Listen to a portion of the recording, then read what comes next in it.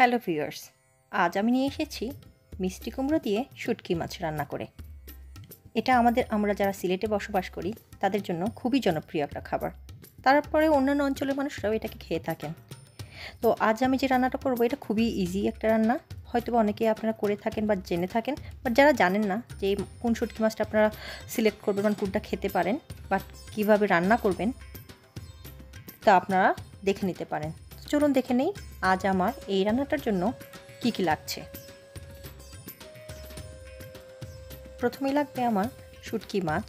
তো আজকে আমি নিয়েছি কিসকি শুটকিটা, তা ধুয়ে ভালোভাবে বেছে নিয়েছি। লাগছে 2 মিডিয়াম সাইজের আলু, লাগছে 1 কাপ পেঁয়াজ কুচি, তার সাথে লাগছে আমার হলুদের গুঁড়ো 1 চা চামচ, মরিচের গুঁড়ো 1 টেবিল চামচ, আর লাগছে 3 টেবিল চামচ রসুন কাটা আর 1 চা চামচ রসুন বাটা, লাগছে 2 কাপ মিষ্টি লাউ এভাবে কেটে নিয়েছি। এখন একটি প্যানে 2 টেবিল স্পুন তেল দিয়ে দিলাম। তেলটা গরম হওয়ার পর তাতে পেঁয়াজ দিয়ে ভালোভাবে পেঁয়াজটাকে হালকা ব্রাউন করে ভেজে নেব।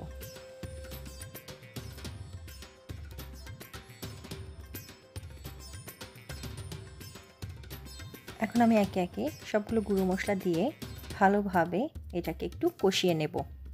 তাতে সামান্য পরিমাণ জলও দিয়ে দিব যাতে মশলাটা আমার পুড়ে না যায়। ঝালটা একটু বেশি খেতে চাইলে এখানে আপনারা মরিচের গুঁড়োটা আর একটু বেশিও মেশাতে পারেন।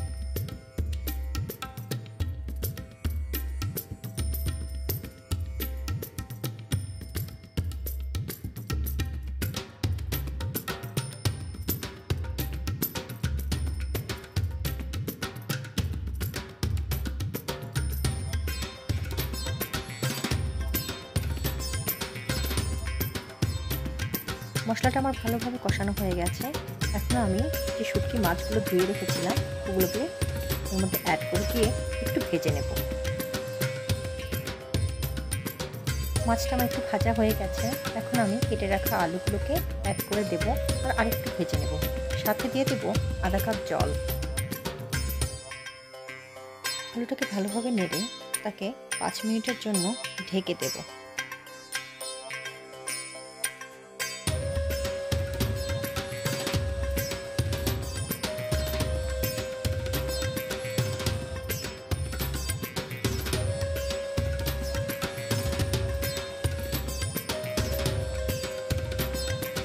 পরে ভালোভাবে নেড়ে চেড়ে আমি মিষ্টি কুমড়োগুলোকে ওটাতে অ্যাড করে দেব, দিয়ে আবারও ওটাকে মশলাটার সাথে আরেকটু সময় ভেজে নেব। একটু সময় ভাজা হয়ে গেলে আমি এটাকে আবারও 5 মিনিটের জন্য ঢেকে দেব।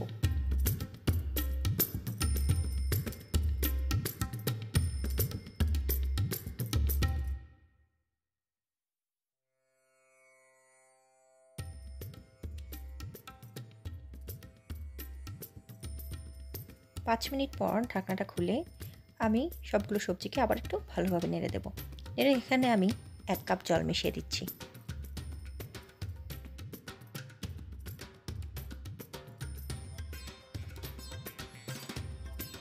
আমি এই তরকারিটা খুব বেশি ঝোলঝোলও করব না, আবার খুব বেশি মাখা মাখাও হবে না। এরকম একটা ভাব থাকবে যে এত বেশি জলও নেই, এত বেশি শুকনোও না।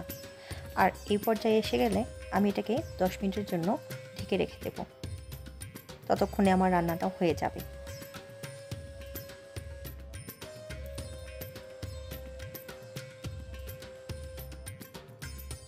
দশ মিনিট পর ঢাকনাটা খুলে আমি আবার তরকারিটা একবার নাড়া দিয়ে দেব। আর এর পর্যায়ে আমি কাঁচামরিচ অ্যাড করে দেব। আপনারা চাইলে দিতেও পারেন, আবার নাও দিতে পারেন, কিন্তু কাঁচামরিচটা তরকারিটা খুব সুন্দর গন্ধ বাড়িয়ে দেয়। আর যেহেতু একটা শুটকি রান্না সেহেতু ঝালের পরিমাণটা একটু বেশি হয়। রান্নাটা আমার মোটামুটি হয়ে গেছে। আমি আরও 1 মিনিট ঢাকা দিয়ে এভাবে লো হিটে রেখে দেব।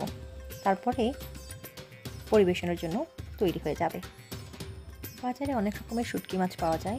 আজ আমি যে শুটকি মাছটা নিয়েছি এটা আমার কাছে ভালো লাগে, কিসকি মাছ। আপনারাও ট্রাই করে দেখতে পারেন, এটা খুবই সুস্বাদু একটা মাছ। তো যদি মরিচ লবণ হলুদের পরিমাণটা ঠিক থাকে তাহলে খুবই একটা মজাদার রেসিপি আজ আপনারা পেলেন। তাহলে ভুলবেন না কিন্তু সাবস্ক্রাইব করতে আমার চ্যানেলটি, আর অবশ্যই আমার সাথে থাকবেন। গরম গরম ভাতের সাথে আমার এই শুটকি মাছের তরকারিটি আপনার কেমন লেগেছে অবশ্যই জানাবেন।